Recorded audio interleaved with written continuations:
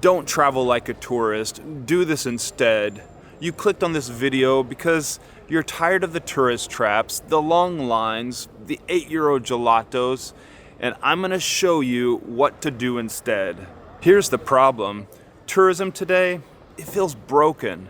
Prices are up, places are packed, and half the time, it feels like you're following the same script as millions of other travelers. So stick around because later in the video, I'll share with you that one moment that made me stop and think, this is exactly what you should not do when you travel. And look, I've lived in Italy for over 20 years, and now I'm road tripping my way around Spain, and I've seen all these mistakes. So I'll break down the worst tourist moves and show you the smarter swaps that will save you time, money, and a lot of dignity. Are you ready?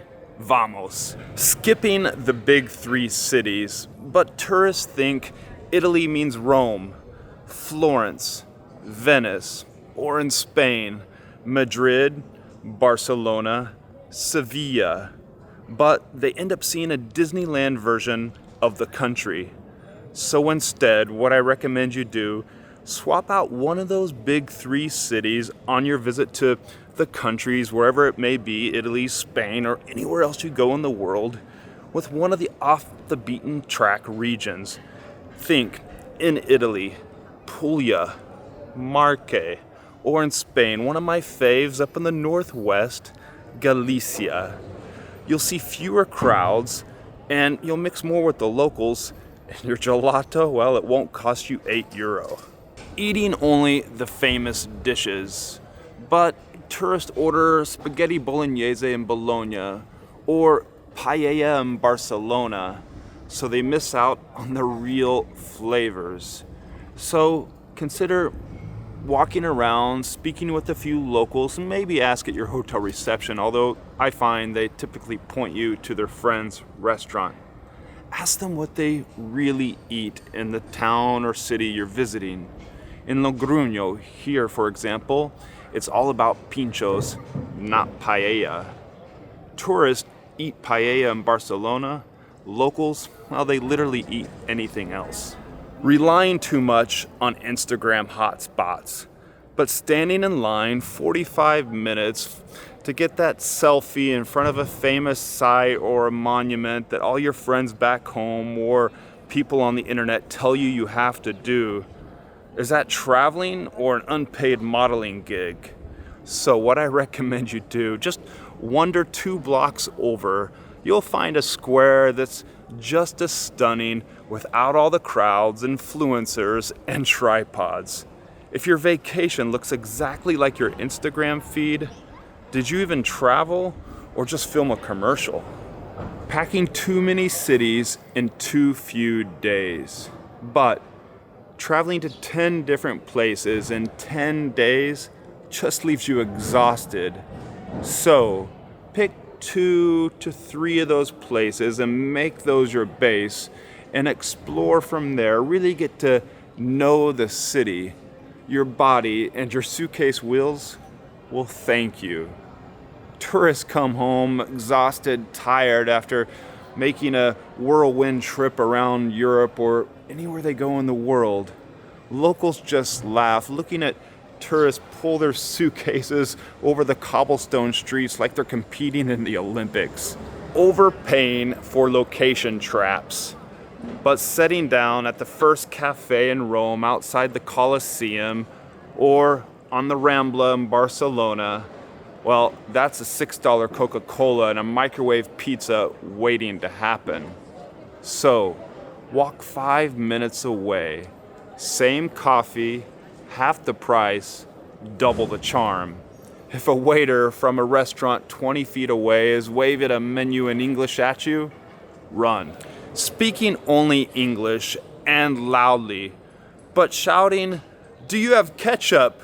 isn't a dialect. So learn 4 or 5 local words or phrases for the destination you're traveling to.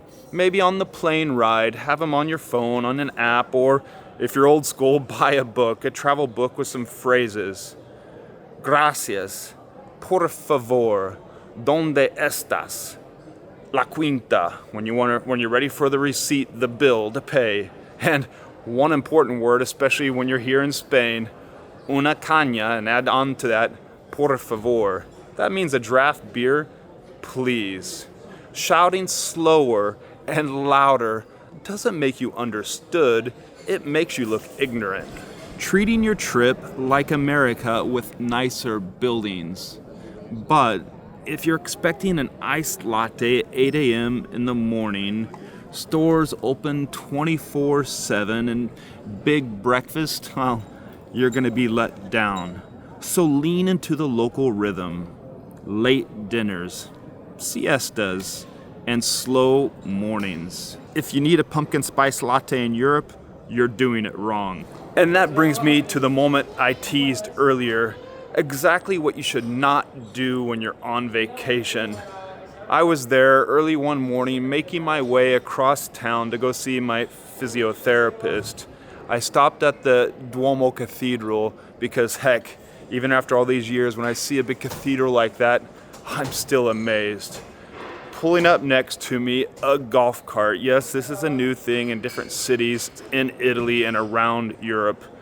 Golf carts full of tourists and a guide in there, some scratchy recording, playing out facts and figures about the sites that they're driving past. If you're doing Europe or anywhere else in the world traveling like this, you're not experiencing the true local culture and what there is to see. You're getting a Disneyland version of it. You may have heard I'm relocating and starting a new chapter in my life soon. I'm moving to Bangkok in Thailand. But don't worry, every spring and summer I'm still coming back here to Europe to explore places like Spain and yes, back in Italy. If you want to be a part of this journey and support me along the way, well, consider becoming a YouTube channel member. Click that join button right down below.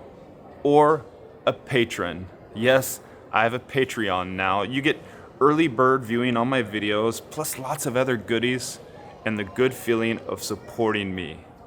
Gracias.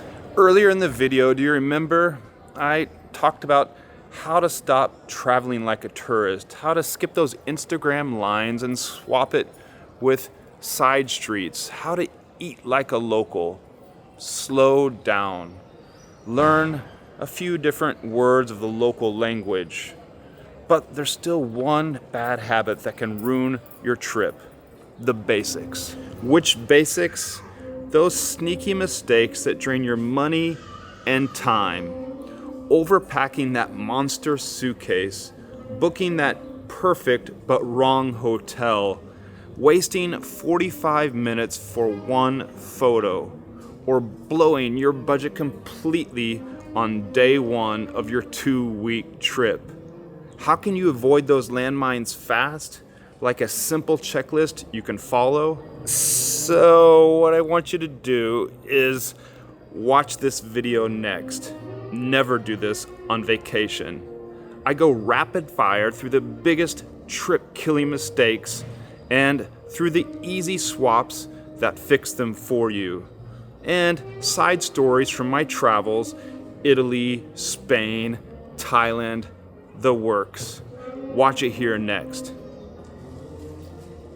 Adios.